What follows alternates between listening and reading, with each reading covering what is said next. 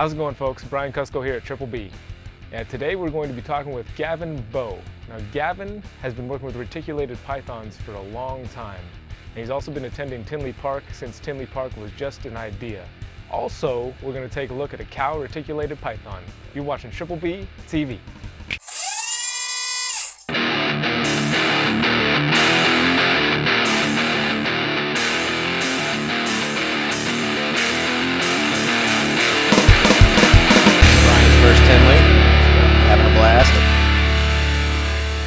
Gavin runs In Your Face Exotics. He's one of the co-founders of the Retic Nation on Facebook, and he's also been coming to Tinley shows since before Tinley was even a thing, right? Yeah, pretty much.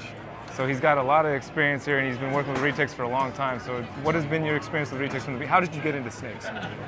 I guess it just went from curiosity to a hobby, and from hobby to a mini career in a way. You know, it's just the snakes. They took me over. Their personalities, their attitudes, the way they acted, just the interaction with them. I mean, it's something that you just can't explain to a person. Has it been Retics from the very beginning? Has that been your thing? No. I started off with a couple basic ball python, a boa, and then I had all boas, and I'm a very addictive collector. So like if I get into one thing, I have to get into all of one thing.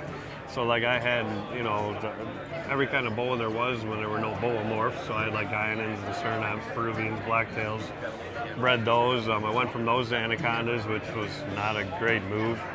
They weren't a lot of fun at that time. I went from that to the berms.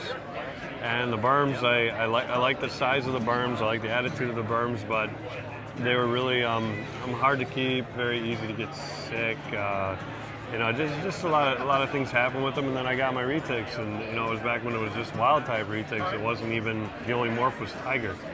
Your crate would come in, and people would grab them and go to local shows, and they'd be all wild type, and chainsaws and cool colors, and I absolutely loved like the pattern of the retic. The attitude, the orange eyes with the bright yellow heads. I mean, that was the biggest thing that got me. And to this day, some of my favorite animals are still just my normals. Just the base thing that got me into it, because they're so impressive. With size-wise, they're so intelligent. I have to be there. And you just fall into them. I mean, and then it goes from there. It just blossoms out. So about 20 years or so you've been working it's been roughly about 20 years. It's a long time. 20 plus years playing with them. If you could give advice to somebody who's just getting started in retics, what would be the biggest #1 piece of advice? Do it because you want to. Do it because you love it. Don't think of it as a business proposition. Don't think of it as a money situation. Because anyone that breeds retics knows it's not about the money. It's about, you got to care about the animals. You got to have a good time with it. I have over 400 plus adults of my own. Oh my God. And 20 years, you figure you make so many babies, you raise them up, almost a lot of the stuff I have, I took out of eggs, I made first of this and first of that, and you get these big animals, and you got so many of them, and it's a big food bill, and it's a big housing bill. Like my warehouse is 2 garage bays that has my animals in it, but I love it. I go in there, that's my stress relief. Do you have employees, or is it I have a couple of employees that take care of the babies, they take care of the water bowls and the empty cages, but I take care of about probably 80% of the animals myself.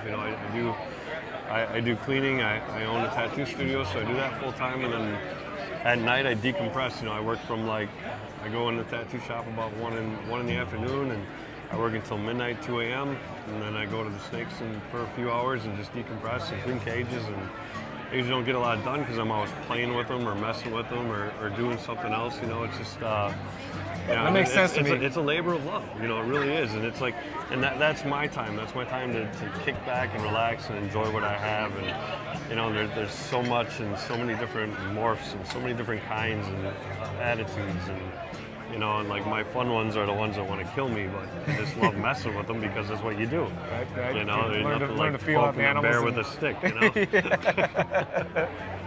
That's awesome. You definitely seem like a very hands-on type of guy, so that makes sense. You are taking care of your animals for the most part yourself. Yes.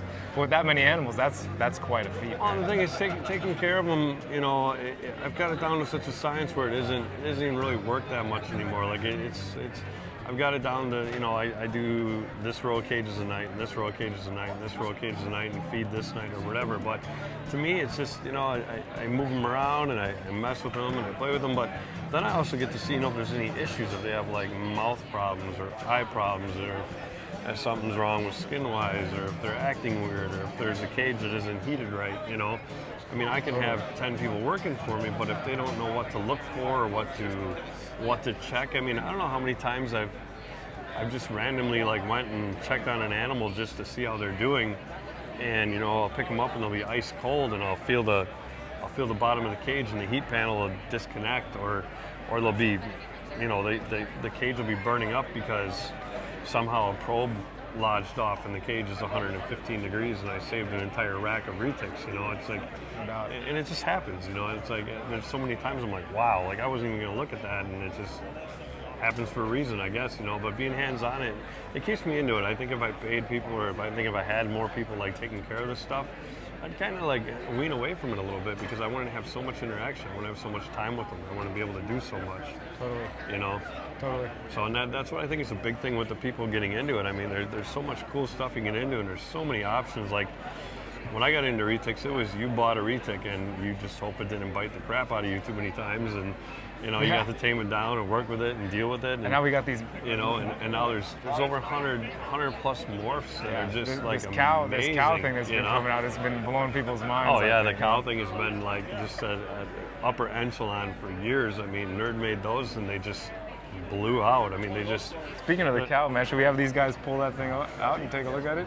I mean, yeah, if you want to, that's cool as hell. We can definitely do that. I mean, it's an impressive animal, and like when you put the golden child into it, you know, you get a cleaner white animal and stuff like that. And it's going to be interesting to see like what the other morphs do to the cow, because the cow seems to actually be a white snake that actually like attains some pattern and takes some other traits, where like the ivories, they're tough to tell what they are, you know. Because they're like just white. A lot of the morphs in that don't affect them as much as you would expect. But the cows seem to have like a lot of effect from different things. So when different things go into them, it's going to be interesting to see like how that plays out on the cow. If you're going to get like different colored heads, or different markings all of a sudden showing up and stuff. So that's going to be pretty slick. But yeah, we can definitely go check it out. Hey, do you guys want to bring the cow over? Here we got Andrew Stam, Jake Klotz.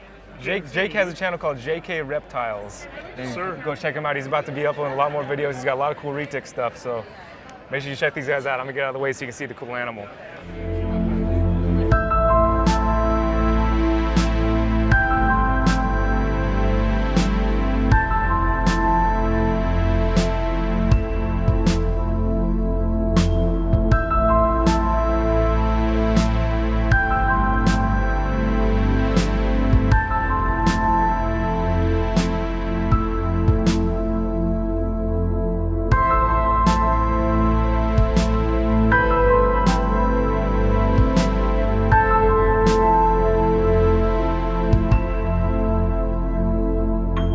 I hope you guys enjoyed that. Go ahead and leave some comments down below and let us know how we're doing here at Triple B. And we'll see you next week with Justin Kubilka. Y'all take care.